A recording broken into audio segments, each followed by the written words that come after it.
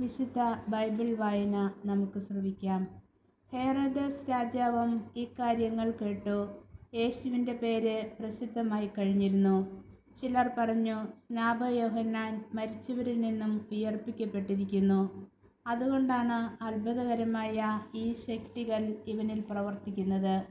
മറ്റു ചിലർ പറഞ്ഞു, ഇവൻ ഏലിയ ആണ്. വേറെ ചിലർ പറഞ്ഞു, പ്രവാചകന്മാരിൽ ഒരുവനെ പോലെ ഇവനും ഒരു പ്രവാചകനാണ്. എന്നാൽ ഇതെല്ലാം കേട്ടപ്പോൾ ഹെരോദസ് പ്രസ്താവിച്ചു, ഞാൻ ശിരച്ഛേദം ചെയ്ത യോഹന്നാൻ ഉയർപ്പിക്കപ്പെട്ടിരിക്കുന്നു. ഹെരോദസ് ആളയച്ച് യോഹന്നാനെ പിടിപ്പിക്കുകയും കാരാഗൃഹത്തിൽ ബന്ധിക്കുകയും ചെയ്തിരുന്നു. സ്വന്തം സഹോദരനായ ഫിലിപ്പോസിൻ്റെ ഭാര്യ ഹെരോദ്യ നിമിത്തമാണ് അവൻ ഇങ്ങനെ ചെയ്തത്. അവൻ അവളെ വിവാഹം ചെയ്തിരുന്നു.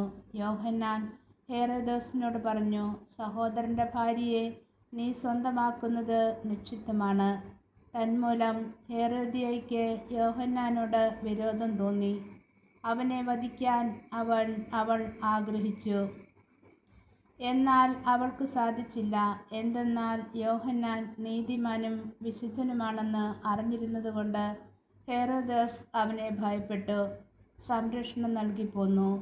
അവൻ്റെ വാക്കുകൾ അവനെ അസ്വസ്ഥനാക്കിയിരുന്നുവെങ്കിലും അവൻ പറയുന്നതെല്ലാം സന്തോഷത്തോടെ കേൾക്കുമായിരുന്നു. ഹെരോദസ് തൻ്റെ ജന്മദിനത്തിൽ രാജസേവകന്മാർക്കും സഹസ്രാധിപന്മാർക്കും ഗലീലിലെ പ്രമാണികൾക്കും വിരുന്ന് നൽകിയപ്പോൾ ഹെരോദ്യയ്ക്ക് അനുകൂലമായ ഒരവസരം വന്നു ചേർന്നു. അവളുടെ മകൾ വന്ന് നൃത്തം ചെയ്ത് ഹെരോദസിനെയും അതിഥികളെയും പ്രീതിപ്പെടുത്തി. രാജാവ് പെൺകുട്ടിയോട് പറഞ്ഞു, നീ ആഗ്രഹിക്കുന്നതെന്തും ചോദിച്ചു കൊള്ളുക, അത് ഞാൻ നിനക്ക് തരും.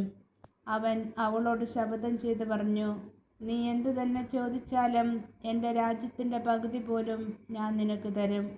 അവൾ പോയി അമ്മയോടും ചോദിച്ചു, ഞാൻ എന്താണ് ആവശ്യപ്പെടേണ്ടത്?